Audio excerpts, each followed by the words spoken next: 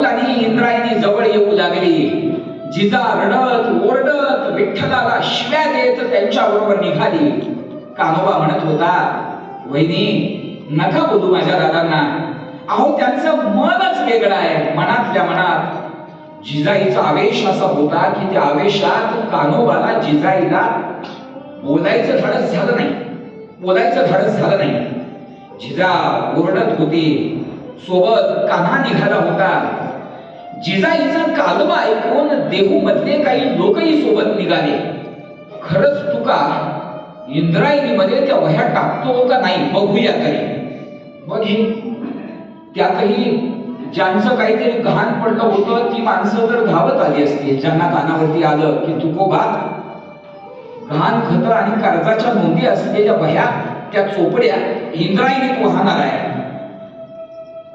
इंद्रायणी या प्रसंगाची वाट बघत होती का नव्हती ठाऊक नाही मंडळी, पण तुकोबा तिनं वाट न बघता सुद्धा इंद्रायणीपर्यंत आले होते. इंद्रायणीच्या काठावरती सगळे उभा राहिले आणि तुकोबांची पावलं इंद्रायणीकडे चालू लागली. इंद्रायणीमध्ये पहिला पाऊल पडणार त्यावेळेला जिजाई कर्कश ओरडली, थांबा, मी काय म्हणते ते ऐका आणि नंतर तुमच्या मनाला येतंय ते करा. उचललेला पाऊल तुकोबांनी मागे घेऊन टेकला आणि मग जिजाई म्हणाली, सावकारकीवर तुमच्या एकट्याचा अधिकार नाही, ती वडिलोपार्जित आहे.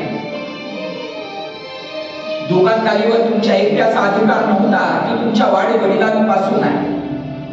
तुमच्याकडे जी लोकांनी गहाण टाकलंय ती गहाण खत केवळ तुमची आहेत असं नाही, त्याच्यामध्ये कान्हा भाऊजीचा सुद्धा वाटा आहे. तुम्ही मागत झालात का? एकटे व्हायला चाललात? कान्हा भाऊजीचा जो वाटा आहे तो बाजूला काढून ठेवा. कान्होबांच्या अंतःकरणात येत होतं, असं बोलू नका वहिनी. आणि बोलले सुद्धा, वहिनी मी आणि दादा वेगळे नाहीत, दादाला जे करायचं ते करू द्या.